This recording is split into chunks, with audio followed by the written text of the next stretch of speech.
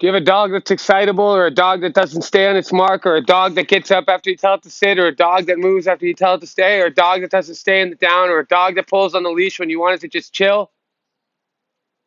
Well, then you're like most people. But you can do this with most dogs, almost all dogs, and they'll pick up on it. My advice to you, if you have a dog that acts like that, you need to, one, stop saying the word stay. The stay command no longer exists. Let's just do away with it. Get up there. Sit. Good girl. Okay? Today in this video, we're going to teach you how to get a dog to stay on their mark. Okay? Number one rule is we never use the word stay. Stay is built into the command. It's implied. It should be part of the command. When I tell a dog to sit, it means, dog, put your ass on the ground until I tell you to do something else. That's what the command is. It's sit. There is no stay. Okay? Like in the Matrix, there is no spoon. There's no stay. It's just sit. So let's work on it. This is an easy drill. Anyone can do this. I don't care if you're 10 or you're 90. You can do this with your dog should you want to. Okay? We're going to be working on a little bit of distraction, a little bit of distance, and we're going to keep the dog on the target. Let's do it. Good job, Cleo. You did the whole intro without moving. Let's get a move on real quick. Get some of that water. Let's get you back up on here. Come on, baby. Get up on there. Sit. That's what I want. Good girl. Sit. Now, there are other dogs over here off camera, and that's going to serve to help Cleo work through some of this distraction. So we have got Cleo sitting on the target. We're moving around her at distance. Now, when you start this, you're going to be a lot closer, and you're going to have a lot more struggle with this area right here. This section behind the dog, that's a big part of learning how to introduce movement with these commands. Right now, we just have her in the SIT, right? In the sit command. Cleo, sit. We're adding movement or distraction. The dogs are also distractions. And then we've got distance here. I'm moving away from Cleo, but she knows it doesn't matter where I'm at. She needs to stay on the mark. We can also introduce like a conflicting pressure. Cleo, sit. Sit. Good girl. Come on. That's good, baby. That's good. That's good. You're a good dog. You're a good dog. No, no, no. Don't. This is good. Oscar's up here. Sit. She is very, very likes to go after other dogs. She gets very excited. But look, calm on the spot. She knows what she has to do. She needs to ignore Oscar pooping. And she needs to stay here, light tail wag, doing her thing. Good job, Cleo. Cleo. Nope, nope, nope, nope, nope, nope. Now, you can do this one of two ways, right? Obviously, the number one training tool you're always going to use is your leash and your collar. A leather 6-foot leash is excellent. It's the best leash you can get. And a nice, thick, wide. You see how wide this buckle collar is for Cleo? It's almost 4 fingers wide. My three biggest fingers. She's a small dog. That's really great for her. You can use the leash and the collar, or you can also add in and layer on top an e-collar. We have Cleo on right now. She's working on 5. If she comes off the mark, we might tap, tap, tap, tap, tap, and bring her back on. We might tap while we layer on the command that we want. When she complies with the command, we might release that pressure. Well, not might. We will release that pressure. You're doing great, Cleo. Come here. That's my girl. Good job. You're doing good, little freak. Come here, Oscar. Yeah, come here. Good boy.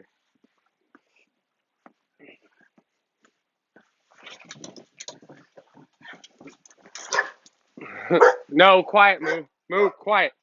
Come on, Oscar, let's go. Thank you. Had to deal with a little dog debacle. It happens.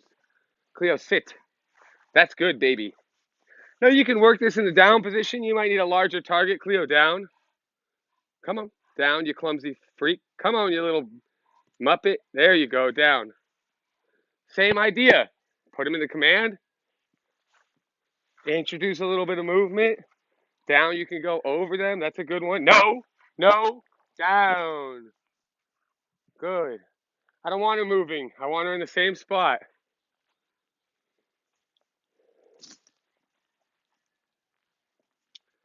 Good. Down. Good thing about a target when you're doing down also is it stops a dog from doing these kind of like halfway downs. You see dogs all the time who lay on their side or don't really kind of commit to a proper downward hold. Then she's falling. Down, down. No, come here. Sit down. Come on, come on. That's good, baby. Down could be a little bit more difficult for Cleo, but this is what we do with all the dogs. All right, let's put you up, Cleo. That's pretty good. She's getting good, but she needs to go up now. Come on, baby. Let's go.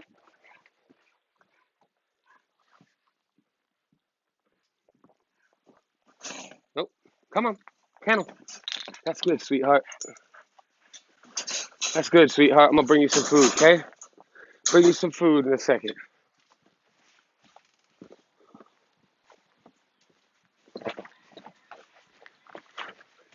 All right, we're going to get Oscar now.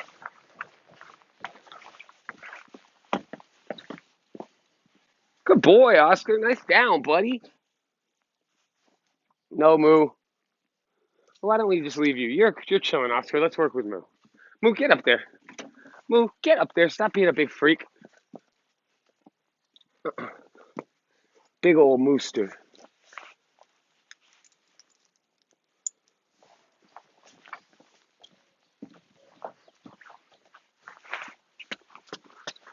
All right, Moo. Let's do this.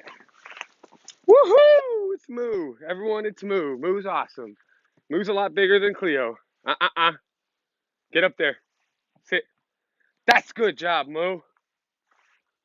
Now, Moo doesn't have an e-collar on right now because it's charging. We got a handful of dogs in here, and I forgot to charge her e-collar. But we can do this without the e-collar. No. No. Place. Place. Sit. Let that be a moment for you. Even people who do this every day, they forget to charge the e-collar. They say the wrong command. Those are mistakes that can be made. We're going to continue on. I'm also not editing anymore because it's really hard to edit and then upload to YouTube lately. So that's why you're getting these completely unedited, unrehearsed, just raw dog training for you. You're doing great. Let's get you up there. Sit. That's good, baby. That's real good.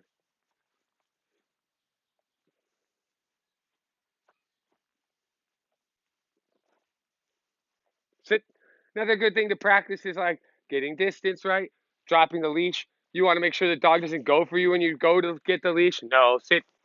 That's a good thing to train. You don't want a dog getting all up in your business every time you want to put the leash on. Sit. Can make really fun things to do with it. Sit. Oh, yeah?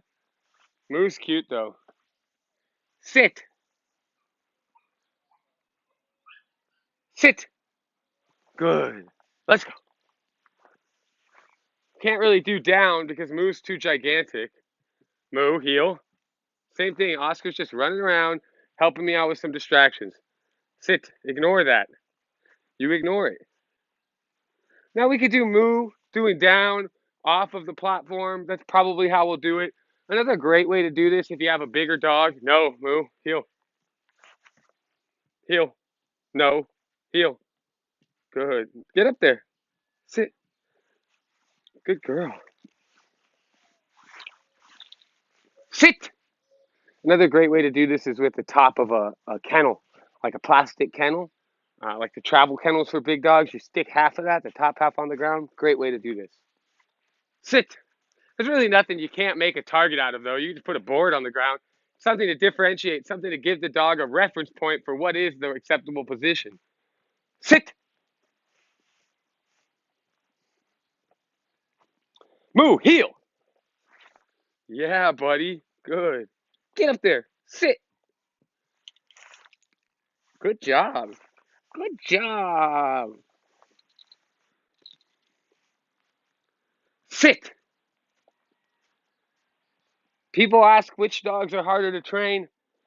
None of them are harder or easier to train, but these cute dogs, they really test you because they're so damn cute. Doing great there, Mooster. You're doing great. I like that little tail wag you got going. little tail wagging. Sit.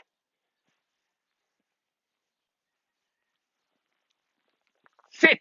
We're going to use a little conflicting pressure again, right? Pulling the dog towards us while we continue to reinforce the command sit.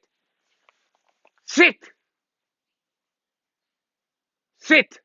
No. Sit. Good. Here.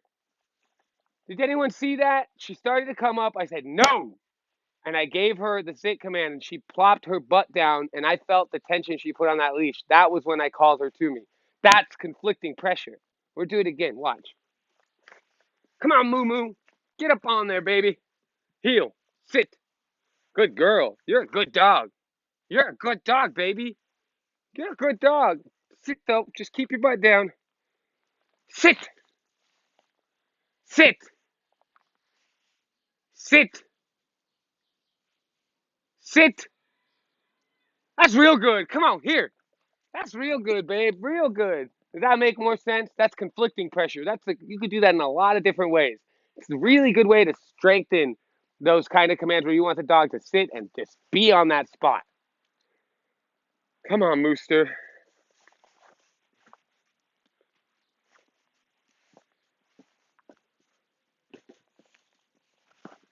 Come on, get up in there.